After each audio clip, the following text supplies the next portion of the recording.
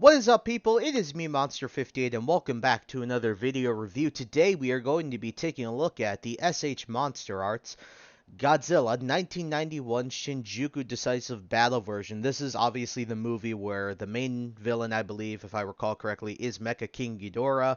I remember watching a few clips from the movie earlier today, just to sort of refresh myself about some of the parts of the movie, but that was just the main part I watched, was the battle between Mecha King Ghidorah as well as Godzilla.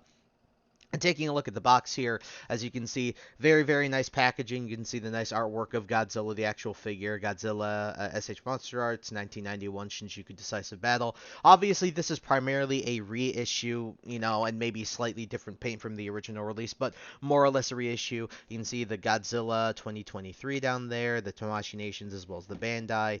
More nice artwork here on the side of Goji himself, and then obviously we have some more nice packaging here. Godzilla Shinjuku Decisive Battle version, you can see there right on the side. And again, they always have these nice like claw marks and stuff like that, which I always appreciate. Taking a look at the top of the box, nothing too crazy there. And finally, your obligatory product shots here on the back. But as per usual, there's not too much left of the box, and I think that that's about it. So without further ado, let's get this guy out of the box and see how he is. Well, alrighty, folks, here we have the Monsterarts Godzilla 1991 Shinjuku Decisive Battle version figure out of the box, and I gotta say, he does look very, very good.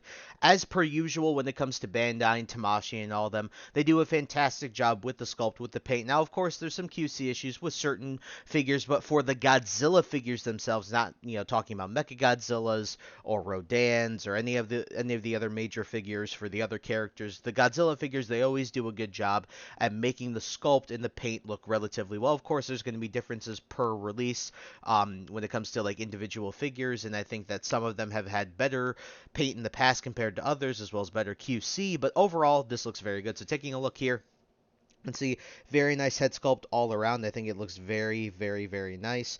Can't really complain all too much. Sorry, the tail keeps getting caught on the edge of my table, but you can see very, very nice. The jaw obviously opens and closes. Very, very nice. There you can just scroll down through here, or going down through here. You guys can take a look at all that nice sculpted detail here in the abdomen and on the arms, along the legs as well. You can see a nice paint there on the claws for the bottom of the feet, for the feet as well. And then obviously if we zoom back in on the head, you can see the relatively nicely painted teeth as well, nicely painted eyes for the most part, nothing too crazy. Then you have a little bit here on the back. Going here to the back, you can obviously see the nice detail here on the spines as well. Like, we do not deny that when it comes to any major Godzilla figure that Monsterarts and Bandai release, that it ends up being a pretty good sculpt and pretty good paint all around. You can see that paint carries in through the claws here. So overall, very, very nice on the paint and stuff like that, as well as the sculpt. We can never deny that. So from there, let's get quickly into the articulation, because might as well get that out of the way. So the head is on, obviously, the joint. You can see all the segments there. So you can technically do a full 360. I don't know why you would ever want to, though, with the Godzilla figure. But you can get a very nice side to side as well. You can look up a bit and you can look down a bit as well. You do have a little bit of an ab crunch, nothing too crazy. Arms can technically do a full 360, although the spines sometimes get in the way.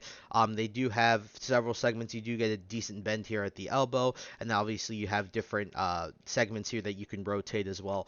Then the hands are obviously here just on ball joints, and you can get them going pretty much whichever direction that you want them to. You do have a little bit of waist articulation, nothing too crazy, because again, these spines at the same time, you don't necessarily want them knocking into each other. And this is a pretty tight joint here at the center. This joint in particular is pretty tight. And then you can kick forward, not all too much. You can't really kick back all too much either, but you do have a decent knee bend, and then you do have decent ankle articulation here as well. As you can see, you can get some pretty decently wide poses. But again, this Godzilla is a bit chunkier than some of them, so he is more of that sort of lumbering, slow-moving giant. And then here, the tail obviously has all of the different segments, but it's not necessarily, I don't think, see, yeah, that's what I'm talking about, as flexible as some of the other tails. This one is a bit more sensitive. And let me see if I can plug this back in. There we go. Nothing too bad, but yeah, it's not as flexible as some of the other tails, but it is very flexible regardless. It's just not as flexible as the other ones. You can't like curl the tip here because these are very sensitive ball joints, and unfortunately, when you go past even just a little too far, it ends up snapping off the ball joint, or the segments off the ball joints. But overall, still very nice for their articulation, very nice sculpt and paint. Now here's my I guess major discussion when it comes to this figure. Accessories. There are none, and it's a bit of a shame.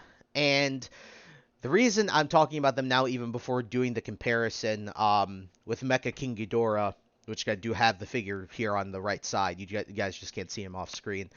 The issue I have with this is I've bought pretty much every major Godzilla release in the past like 1 to 2 years. So I have the Final Wars one, I've got the Godzilla vs. Kong one, I've got the 1989 one where he fights Biollante in that movie. There's another one I can't necessarily, the 2000s one, and I've got Shin and I've got Ultima. And then I have this guy. I have 72 on pre-order, and I also have the -1 version on pre-order. And the main issue I have with this is that there's no atomic breath accessory. At least some of the other Godzillas had different hands that you could interchange out, which was okay, but nothing too crazy. But I've always wanted an atomic breath part, and that's my major issue. The reason I say this is because, first off, there's no reason that we should have 9 different Godzilla releases, 9 to 10 Godzilla releases in the past couple years, and not have a single one of them with an atomic breath part, considering a good majority of those Godzillas had atomic breath moments in their movies. And it's like, can't you just give us one atomic breath effect part? It would be really, really nice. And the reason I gave the 1954 Godzilla pass is because, first of all, it was black and white, so you couldn't even tell if it was blue in the first place. And second off, in the grand scheme of Godzilla movies and their plots over the years, the 1954 one is rather tame, obviously, in comparison to the rest of them. And so when it comes to this Godzilla in particular, one reason it bothered me that I didn't get an effect part for this guy is because in the movie, when he fights Mecha King Ghidorah, he uses his atomic breath several times, and because this is the 90s, it's in color, so you can tell it's blue. So for me, when, in the movie he lights up his spines like he does in the majority of them, and then he fires it off, it's a bit of a shame that we do not get an atomic breath part for this guy. And it's like, Bandai, we just want some extra accessories for Godzilla. We get that Godzilla doesn't necessarily do much besides move around and shoot atomic breath out of his mouth, but at the same time, it's a bit of a shame to have a Godzilla figure in 9 to 10 different releases without a single atomic breath effect part. And even though I gave 1954 leeway because of the events of how the movie occurred, like what happened in the plot of the movie, and even if I don't remember if he fired atomic breath at all, but if he did, you couldn't tell it was blue, I'm giving that a bit of a pass. This, I'm not necessarily giving a pass. I get that it's more or less a reissue, maybe slightly different paint and stuff like that. Maybe they paid more attention to the detail because I never had the original figure. But yeah, it's just a bit of a shame that I'm not giving this a pass, because as much of a pass, because it was clear as day how much the atomic breath was used in the fight in the movie against Mecha King Ghidorah. So I'll say this right away, and I'll obviously condense this for the conclusion, but I will still recommend this only for like a couple major reasons. Number one, you love Godzilla and you'll buy all the Godzilla merch that you can. Okay, that I get it. I love Godzilla too. The other reason I'd say is because as someone like me who didn't start collecting SH Monsterarts until like 3 or 4 years ago, I was never able to get the original release of this guy. And looking online to try and find this guy, when you do find him, he's charged way over budget. 300 bucks or so, I believe, is around the price. $300 to $400 is crazy for this guy. He's not worth near that. And so in a vacuum, I do not think that he's necessarily worth the price that you're paying for this specific figure for this reissue. However, as someone like me who wasn't able to get that release and didn't want to pay the 300 bucks to get the original, this is a very nice way to get it at a much closer to retail price. Overall, I think that this figure in reality is probably worth about 80 bucks, maybe 90. If you add the effect part in, then yeah, I'd be more considerate of the fact that this is, 100 bucks after tax and everything and all that stuff. But yeah, it's just a bit of a shame that after so many Godzilla releases, we haven't had an atomic breath part for any of them over the past couple of years. And I think Bandai, Tamashii, you guys need to get on that because, come on, it's Godzilla. Give us an atomic breath part. But I know it's a bit of a rant, but I wanted to talk about this because this was also kind of addressed in a comment that I saw in my last Godzilla review for 1954. And so I sort of wanted to address that too with this guy, specifically the fact that he has no accessories. So that's about it for my little, discussion about this figure. But for comparison, we're going to set Godzilla off to the side here. And ladies and gentlemen, sorry if you can see stuff on the sides, but Mecha King Ghidorah is rather big. But here he is with his rival in the movie, Mecha King Ghidorah. And this is also one reason I wanted to also talk about why this guy doesn't have any accessories and why that's a big deal to me, which I will knock more points off than I did for the 1954 reissue, is because this guy comes with a lot of accessories. He comes with wires. He comes with that big, arm that comes out of his chest right here. He comes with a different set of wings, like the battle damaged wings that he has in the movie. And then you get to this guy who's his rival, and he doesn't get jack squat. And it's kind of like, guys, if you're going to give this guy a ton of accessories, at least give this guy an atomic breath part. Like, come on. He got his arm. He got a different change of wings. He got some wires. He got a stand. The only thing this guy didn't really come with was, lightning breath effect parts, and that's whatever. I hope that they do eventually maybe give a release of this guy lightning breath effect parts. But yeah, it's a bit of a shame, and I just wish that this guy came with something, because this guy coming with a ton of stuff and then them being rivals, you think, right? So, but the size works really, really well. King Ghidorah has always been historically a character that's been much bigger than Godzilla, or just bigger than Godzilla in general. Godzilla's always been able to tussle with them, but as we know, that King Ghidorah has always been a bigger character, so the scale really works here. Again, I just wish this guy came with some stuff. I really wish he did. And so, guys, for my final and concluding thoughts on the SH Monsterarts Godzilla 1991 Shinjuku Decisive Battle version, it's solid.